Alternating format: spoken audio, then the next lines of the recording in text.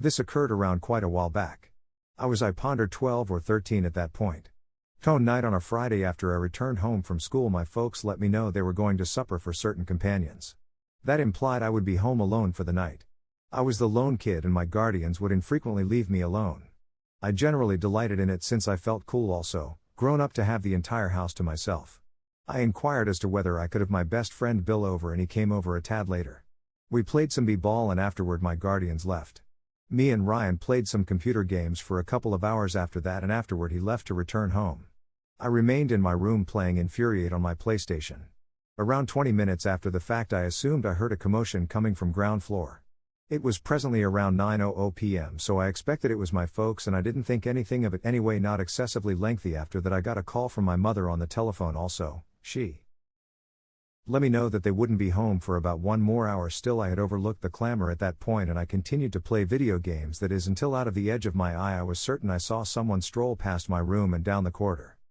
I had my room entryway open something like a foot or two, however I was certain I had seen someone stroll by. I attempted to persuade myself that it was simply our feline or something like that, however, unexpectedly I got truly creeped out. What's more, I wasn't having a solid sense of security in my room any longer. I needed to escape the house, yet I feared what I had seen. I held up peacefully to check whether I would be able to hear something else. In any case, there was no clamor. Then I heard the floor squeak toward the finish of the corridor past my room. My entryway didn't have a lock on it and was on the subsequent floor, so I felt in the event that I made a run for it I would have the option to securely get ground floor and outside. I simply didn't have the foggiest idea who or what was at the finish of my passage. I was excessively frightened to make any commotion or peer a few doors down.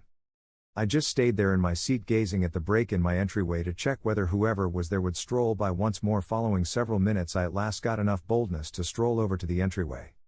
I did it as unobtrusively as could really be expected and afterward remained close to the entryway and tuned in.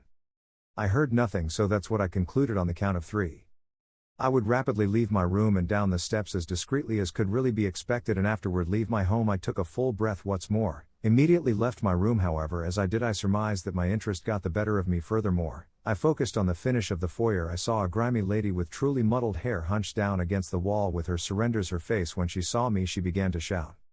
I was more than went nuts and I ran as quick as I could down the steps and out the front entryway. As I did I heard her shouting getting increasingly loud. At the point when I got outside I promptly took out my telephone and called my folks. They advised me to call the police, so I did, and afterward I rushed to Ryan's home, which was around 5 minutes away. My folks got me from Ryan's and then, at that point, we as a whole returned to my home where we saw numerous squad cars with blazing lights as well as an emergency vehicle.